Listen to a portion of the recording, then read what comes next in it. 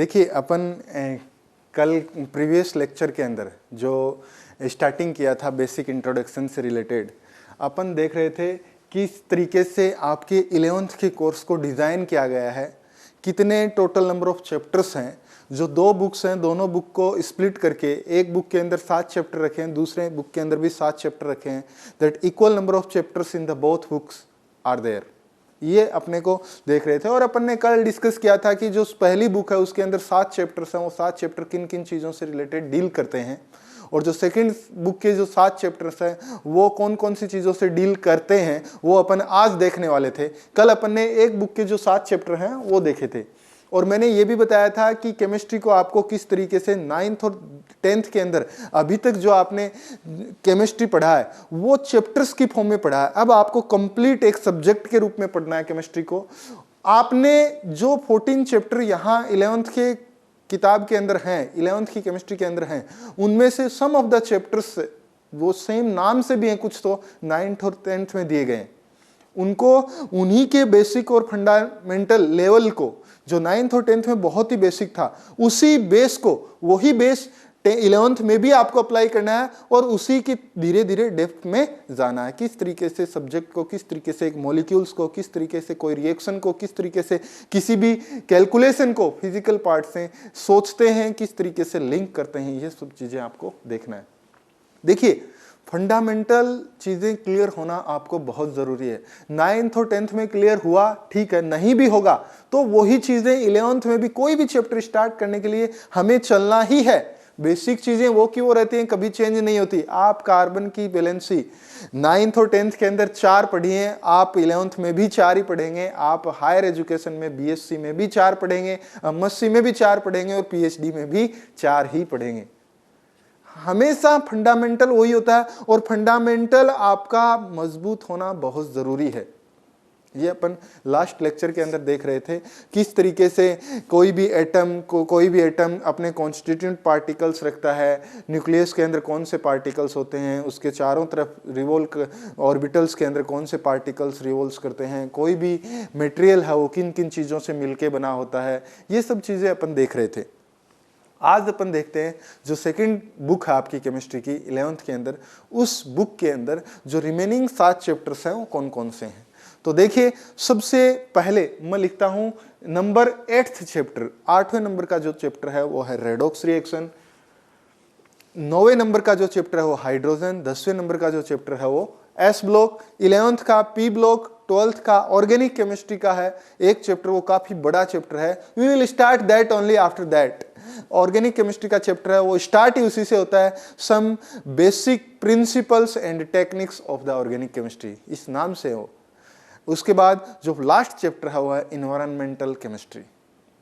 ये आपको second book के अंदर है। तो वही स्टार्ट करते हैं, देखते हैं कौन सा चैप्टर किन किन चीजों के बारे में बताता है। अपन समराइज्ड वे में देखते हैं, उसके बाद details will go in the coming days.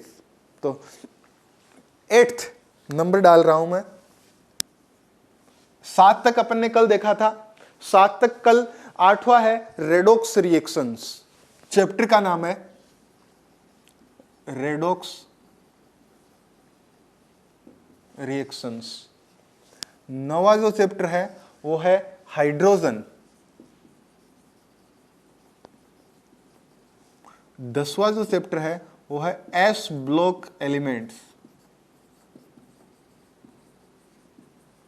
और 11वां जो चैप्टर है वो है P block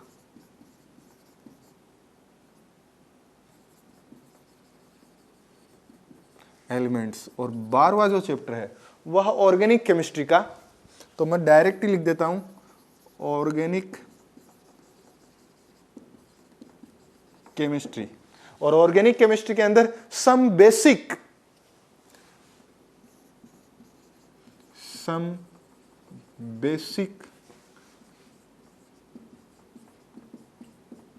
principles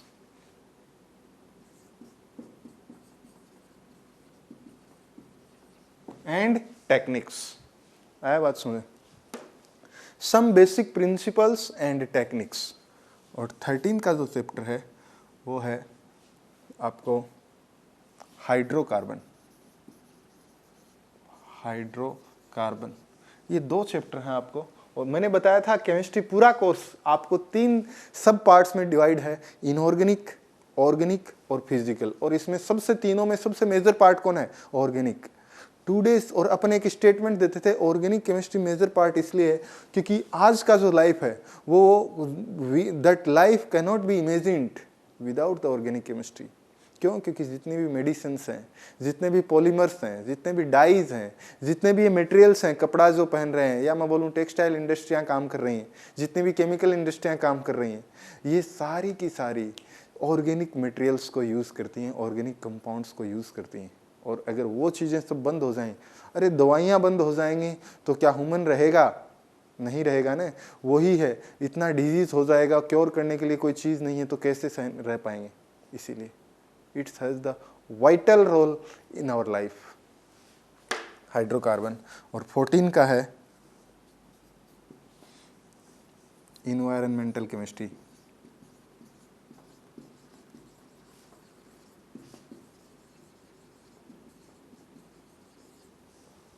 environmental chemistry आया बात सुने। ये 14 चैप्टर हैं, 7 सेकेंड बुक में है, 7 प्रीवियस बुक में है।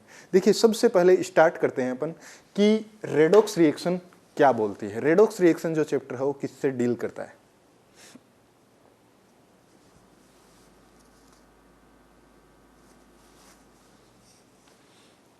तो देखिए रेडॉक्स रिएक्शन, पहली चीज रेडॉक्स रिएक्शन वाला चैप्टर जो है वो है क्या? रेडॉक्स रिएक्शन 2 वर्ड से मिलके बना होता है, रेडॉक्स। रेडॉक्स का मतलब होता है, एक होता है रिडक्शन और ऑक्स का मतलब होता है ऑक्सीडेशन। मुझे पता नहीं आपने 11th 9th और 10th में पढ़ा है नहीं, जरूर आपने पढ़ा होगा, लेकिन मतलब बहुत ही थोड़ा सा चीजें इनका पढ़ा होगा। देखिए एक होता है रिडक्शन, एक होता है ऑक्सीडेशन। दोनों का मीनिंग क्या है?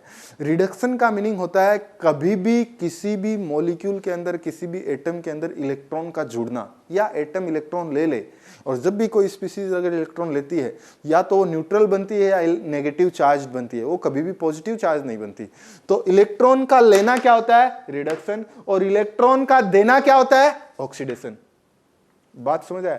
या मैं बोलूं कोई भी स्पीसीज पॉजिटिव चार्ज बना ले, या मैं बोलूं कोई भी नेगेटिव चार्ज स्पीसीज अगर नेगेटिव चार्ज डोनेट करती है, इसका मतलब वो खुद न्यूट्रल बनेगी, या कोई न्यूट्रल स्पीसीज अगर इलेक्ट्रॉन देती है तो कैसा चार्ज लेगी खुद के अंदर? Positive charge. इलेक्ट्रॉन का देना इलेक्ट्रॉन्स की कमी करती है, पॉजिटिव चार्ज क्रिएट करती है मॉलिक्यूल के अंदर या मॉलिक्यूल एटम के अंदर, जबकि रिडक्शन उसका उल्टा, रिडक्शन नेगेटिव चार्ज क्रिएट करता है या न्यूट्रल, वो इलेक्ट्रॉन को लेता है, और ऑक्सीडेशन इलेक्ट्रॉन को देता है। ये तो है इसका, अभी जो आज के सिनेरियो के अंदर इसका डेफिनेशन पढ़ते हैं वो, उसी के बेस पे रिडक्शन का RED लिया गया है और ऑक्सीडेशन का ऑक्स लिया गया है। ऐसी रिएक्शंस जिनके अंदर इलेक्ट्रॉन आए भी किसी मॉलिक्यूल के अंदर, और ऐसी रिएक्शन उसी रिएक्शन के अंदर किसी मॉलिक्यूल के अंदर इलेक्ट्रॉन निकल भी जाएं। दोनों प्रोसेस जिस रिएक्शंस में साथ साथ होती हैं उन रिएक्शंस को बोला जाता है रेडॉक्स रिएक्शन। बात को समझना है, आया बात समझे? रेडॉक्स रिएक्शन पहले के जमाने में इसका डेफिनेशन अलग हुआ करता था। आपने पढ़ा होगा शायद 9th और 10th में कि पहले के जमाने में रिडक्शन को बोलते थे कि ऐसा कोई एटम या ऐसा कोई मॉलिक्यूल जो हाइड्रोजन को लेता हो, ऑक्सीजन को बाहर निकालता हो, उसको बोला जाता है रिडक्शन। या मैं इसको हिंदी में बोलूं अपचयन, अपचयन बोलते हैं इसको हिंदी में, कि हाइड्रोजन का ग्रहण करना या किसी पॉजिटिव चीज को ग्रहण करना, इलेक्ट्रोपॉजिटिव चीज को लेना, क्या होता है? रिडक्शन होता है। और कभी भी ऑक्सीजन को रिलीज करना अपने से, उसका होता है ऑक्सीडेशन, रिडक्शन। अब इसी का अपोजिट ऑक्सीडेशन में अगर मैं बताऊं तो ऑक्सीडेशन बोलता है ऑक्सीजन का जुड़ना और हाइड्रोजन का निकलना, ऑक्सीडेशन जस्ट उसका उल्टा। रिडक्शन के अंदर हाइड्रोजन का जुड़ना, ऑक्सीडेशन के अंदर हाइड्रोजन का निकलना। रिडक्शन के अंदर ऑक्सीजन का निकलना और ऑक्सीडेशन के अंदर ऑक्सीजन का जुड़ना। ये सब चीजें क्या होती हैं? Reduction and oxidation. पहले के जमाने में देते थे, लेकिन बाद में पता चला कि बोले कोई ऐसा एटम या कोई ऐसा रिएक्शन हो जिसके अंदर हाइड्रोजन ना हो या ऑक्सीजन ना हो, मतलब हाइड्रोजन और ऑक्सीजन नहीं जुड़ रहे हैं लेकिन फिर भी उसके नंबर ऑफ इलेक्ट्रॉन्स में चेंजमेंट हो रहा है, तो इसका मतलब ऑक्सीडेशन और रिडक्शन तो उनके लिए तो बोल ही नहीं सकते। तो धीरे धीरे बाद में जो जो एडवांसमेंट आए तो पता लगा कि ये सारा खेल इलेक्ट्रॉन्स का है। किसी भी स्पीसीज के ऊपर इलेक्ट्रॉन्स आते हैं तो उसको हम टर्म देते हैं रिडक्शन, और किसी भी स्पीसीज से या किसी भी एटम से या किसी ग्रुप ऑफ एटम से अगर इलेक्ट्रॉन निकलते हैं तो उसको बोलते हैं ऑक्सीडेशन। इसी के बेस पे इसका नाम रखा है रेडॉक्स रिएक्शन। ये इन रेडॉक्स रिएक्शन से जो चैप्टर डील करता है वो इसके अंदर पढ़ा जाता है। इसके बाद आता है हाइड्रोजन। देखिए हाइड्रोजन क्या बोलता है। हाइड्रोजन जो चैप्टर है वो बताता है, पहली चीज तो मैं ये बताऊंगा कि हाइड्रोजन जो होता है वो अपने आप में एक अलग एलिमेंट है। हाइड्रोजन की प्रॉपर्टी, हाइड्रोजन का बहुत ही प्रॉब्लम है पीरियोडिक टेबल में, उसको पोजीशन देने के लिए बहुत ही आर्ग्यूमेंट हुए कि इसको कहाँ रखा जाए। और जब भी पीरियोडिक टेबल के अंदर देखते हैं, पीरियोडिक टेबल मतलब आवर्त सारणी, जब पीरियोडिक टेबल को आप देखते हैं तो सबसे पहले हाइड्रोजन होता है। हाइड्रोजन के अंदर एक इलेक्ट्रॉन होता है, उसको सबसे पहले रखा गया है और उसका एटॉमिक नंबर कितना दिया गया है? 1। हाइड्रोजन को पहले ग्रुप के सबसे ऊपर रखा गया, however it is not considered in the first group elements. क्यों?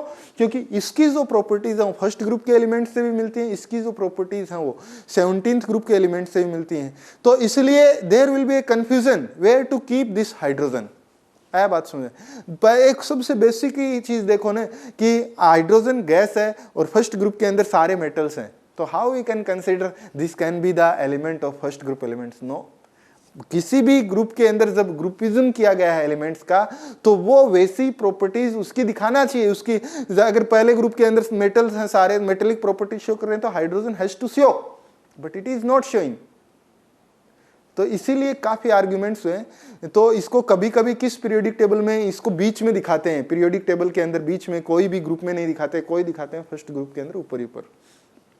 इस चैप्टर के अंदर क्या है, हाइड्रोजन नेचर के अंदर कितने आइसोटोप्स में मिलता है। आइसोटोप्स बोलते हैं कि ऐसे मतलब एटम्स जिनके अंदर नंबर ऑफ प्रोटॉन्स अलग अलग हो, number of protons, isotopes, isobars, isotones, different categories होती हैं किसी भी एलिमेंट की। तो हाइड्रोजन के टोटल नंबर ऑफ आइसोटोप्स कितने हैं इस चैप्टर के अंदर बताता है। हाइड्रोजन के बेसिकली 3 आइसोटोप्स होते हैं। एक होता है protium, second deuterium, third tritium. आया बात समझे? जैसे हाइड्रोजन के 3 आइसोटोप्स होते हैं, प्रोटियम, ड्यूटेरियम और ट्रिटियम। प्रोटियम के अंदर क्या होता है? बेसिकली एक प्रोटॉन होता है, there is no neutron present in that. Deuterium के अंदर क्या होता है? प्रोटॉन तो एक ही रहेगा लेकिन न्यूट्रॉन क्या होगा? एक न्यूट्रॉन भी होगा, इसीलिए ड्यूटेरियम को D2 लिखा जाता है, एक प्रोटॉन और एक न्यूट्रॉन। इसी तरीके से ट्रिटियम के अंदर एक प्रोटॉन और 2 neutron. Number of neutrons are changing but number of protons are same. इसी को बोला जाता है आइसोटोप्स।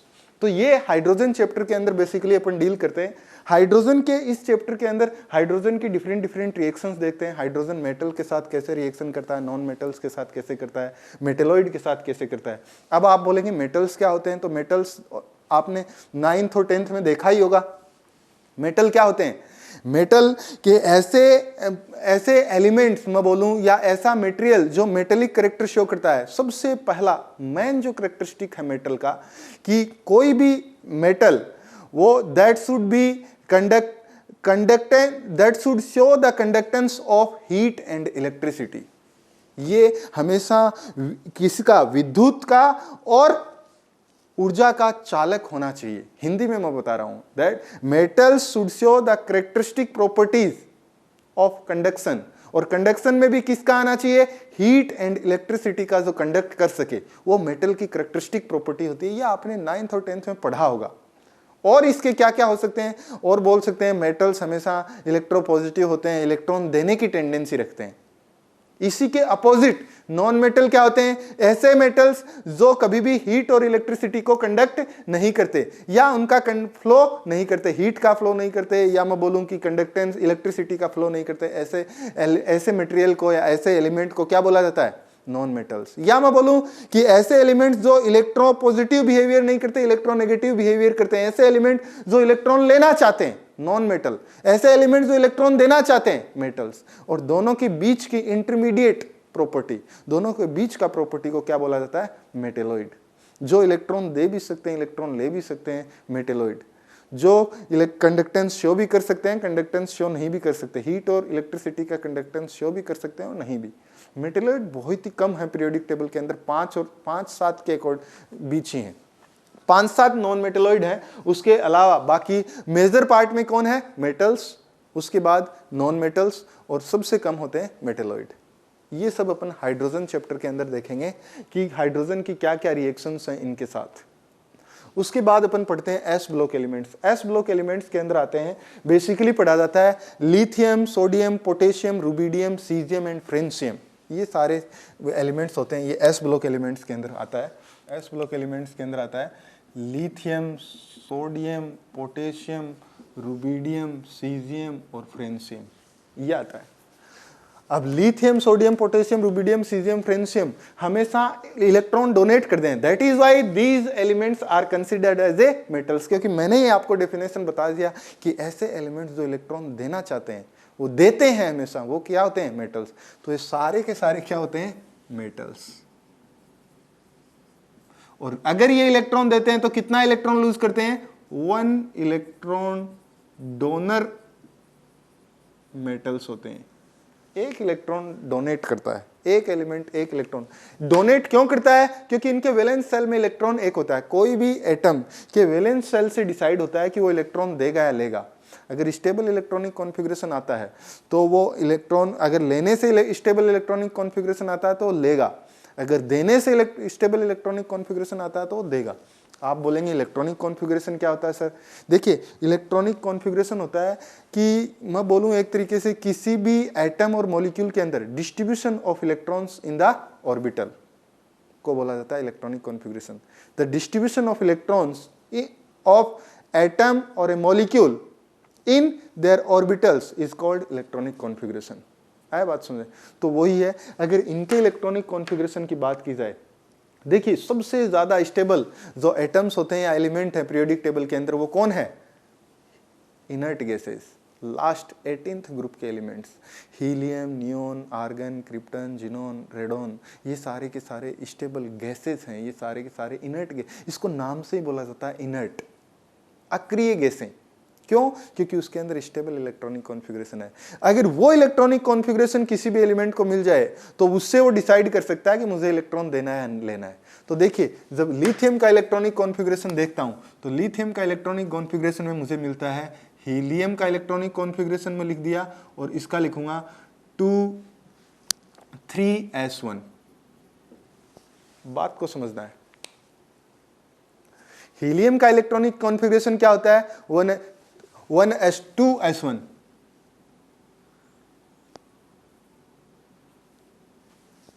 लिथियम का क्यों? क्योंकि हाइड्रोजन का 1s1, हाइड्रोजन का, हीलियम का 1s2 और लिथियम का 2s1।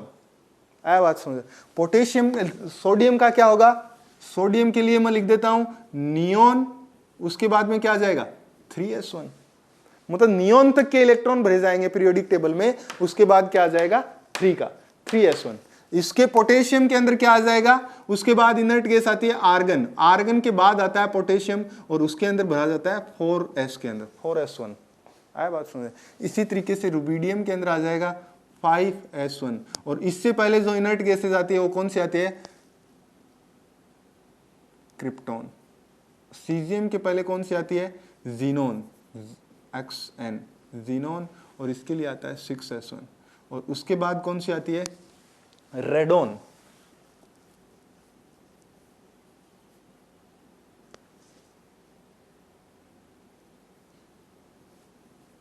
(7s1) ये होता है। आया?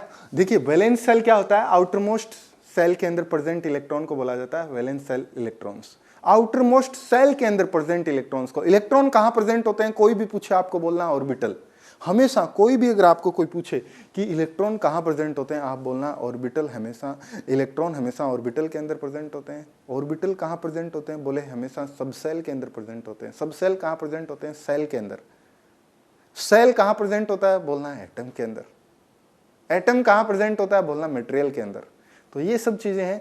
तो वही चीज है वैलेंस सेल, ये चीजें बोलती हैं सेल। थर्ड सेल के अंदर, वैलेंस सेल के अंदर एक इलेक्ट्रॉन, या मैं बोलूं इस s ऑर्बिटल के अंदर एक इलेक्ट्रॉन, एक ही इलेक्ट्रॉन मिलता है। और ये इलेक्ट्रॉन जब दे देता है तो स्टेबल इलेक्ट्रॉनिक कॉन्फ़िगरेशन आ जाता है। अगर रुबिडियम एक इलेक्ट्रॉन 5s का दे दिया तो क्या मिलेगा उसको? क्रिप्टॉन। सीजियम दे दिया ज़ीनॉन, फ्रेंसियम दे दिया रेडॉन, नियॉन और हीलियम। आया बात समझे? ये होते हैं इनके इलेक्ट्रॉनिक कॉन्फ़िगरेशन, इनकी प्रॉपर्टीज। ये कभी भी नॉन मेटल्स के साथ कैसे रिएक्शन करते हैं, दूसरे मेटल्स के साथ कैसे, किस तरीके से इनके अंदर मेटेलिक बॉन्ड होता है, क्या इनकी electron gain enthalpy, ionisation potential, ये सब अपन पढ़ते हैं इस चैप्टर के अंदर। उसके बाद देखते हैं P block elements. P block elements के अंदर जनरली कौन कौन सी अब आते हैं? इन जनरल पूरी पीरियोडिक टेबल के अंदर अगर मैं पी ब्लॉक की बात करूं तो पी ब्लॉक देखिए कि कौन कौन से एलिमेंट्स पी ब्लॉक के अंदर हैं, कौन कौन सी फैमिलीज पी ब्लॉक के अंदर है, वो बताता हूं।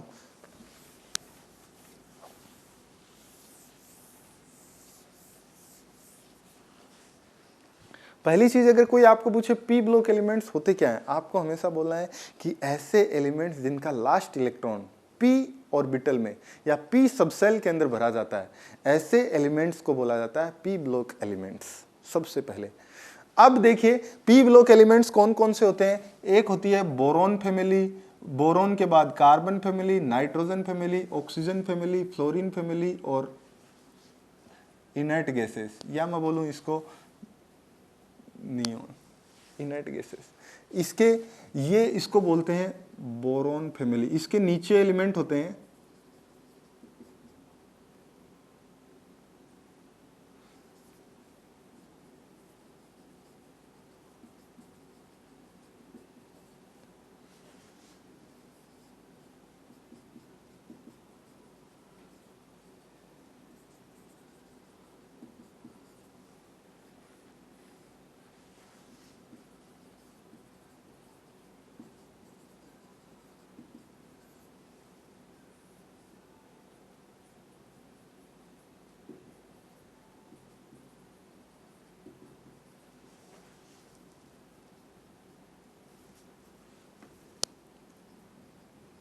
इनर्ट गैसेस भी इनको बोलते हैं, और इनको बोला जाता है नोबल गैसेस। कई नाम से जानते हैं, नोबल गैसेस। देखिए बोरोन फैमिली के अंदर कौन कौन से आते हैं, ये दो जो फैमिली हैं, ये दो पी ब्लॉक एलिमेंट्स हैं। इनके नीचे भी एलिमेंट है, वो अभी मैं बताता हूं। इनको पढ़ा जाता है क्लास 11th के अंदर, और इन सबको पढ़ा जाता है क्लास 12th के अंदर, 11th और 12th। बोरोन और कार्बन फैमिली के अंदर कौन कौन से एलिमेंट्स आते हैं वो बताता हूँ। बोरोन फैमिली के अंदर आता है कार्बन फैमिली। बोरोन के नीचे आता है, हमेशा देखिए, aluminium, boron, aluminium, gallium, indium और थैलियम, ये आते हैं 5 एलिमेंट बेसिकली। कार्बन के अंदर आता है सिलिकॉन, जर्मेनियम, टिन, एंटीमनी,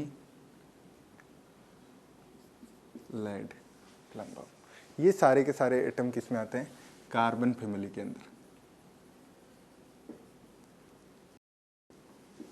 और ये आते हैं बोरोन फैमिली के अंदर।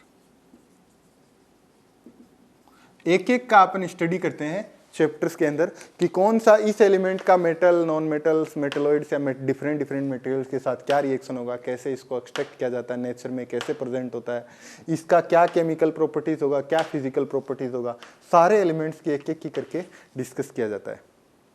यह बात कार्बन, सिलिकॉन, जर्मेनियम, टिन और लेड, ये सारों को सबको अपने को एक एक करके इनका स्टडी करना है। आया बात समझे? ये तो हुआ पी ब्लॉक एलिमेंट्स के बात।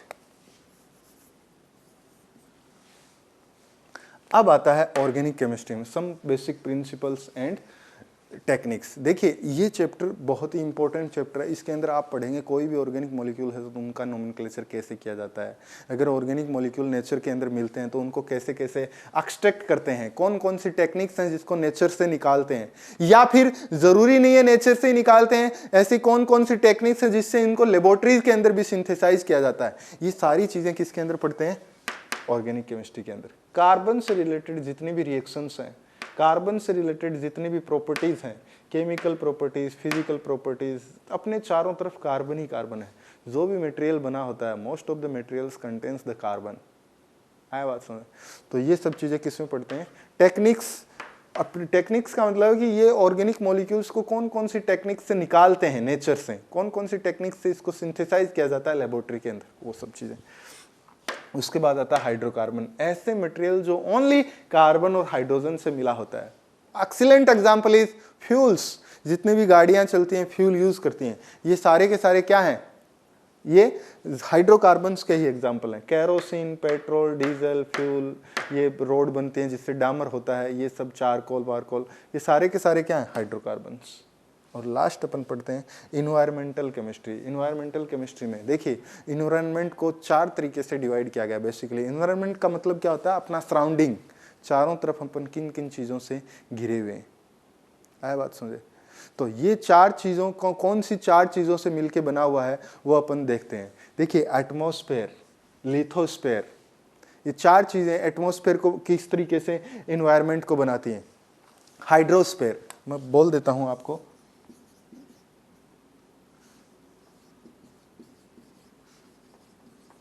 इन्वायरमेंट 4 चीज़ों से मिलके बना होता है।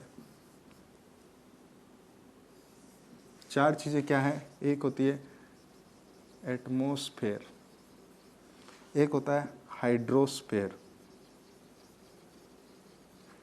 एक होता है लिथोस्फेयर, एक बायोस्फेयर।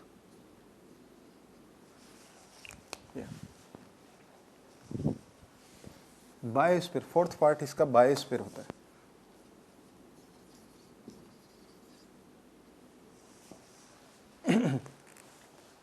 देखिए इस चैप्टर के अंदर अपन पॉल्यूशन से रिलेटेड भी चीज़ें पढ़ते हैं। पॉल्यूशन का मतलब क्या है कि पॉल्यूशन, देखिए जैसे जैसे साइंस डेवलप हो रहा है इन्वायरमेंट के अंदर पॉल्यूशन बढ़ता जा रहा है। पॉल्यूशन का मतलब क्या होता है कि कोई भी अनडिज़ायरेबल चीज़ों का बढ़ना जिससे इंसान को प्रॉब्लम होती है, इंसान को हेल्थ से रिलेटेड प्रॉब्लम्स होते हैं, वो सारे के सारे क्या होते हैं, पॉल्यूटेंट्स होते हैं। कौन कौन से पॉल्यूटेंट्स हैं, इनको कैसे कम किया जाता है। साइंस को भी बढ़ाना है, साइंस के अंदर एडवांसमेंट भी करना है और पॉल्यूशन को भी कम करना है। तो दोज टेक्निक्स, वो सब चीज़ें, वो दोज प्रिंसिपल्स, वो सब अपन किस में पढ़ते हैं, इन्वायरमेंट केमिस्ट्री के अंदर। आया बात समझ? क्यों दिन प्रतिदिन टेम्परेचर बढ़ता जा रहा है, कैसे ग्लेशियर मेल्ट हो रहे हैं, ये सब चीज़ें, हाउ टू स्टॉप दोस, सब चीज़ों को अपन किस में पढ़ते हैं, इन्वायरमेंटल केमिस्ट्री के अंदर। ये आपका है सेकंड केमिस्ट्री के अंदर पार्ट सेकंड जो बुक है आपकी, उसके अंदर 7 चैप्टर दिए गए हैं। अपन स्टार्ट करेंगे धीरे धीरे। सबसे पहले स्टार्ट करेंगे ऑर्गेनिक केमिस्ट्री। ऑर्गेनिक केमिस्ट्री के अंदर देखेंगे कैसे क्या होता है। आया, इतना करिए यार। Thank you.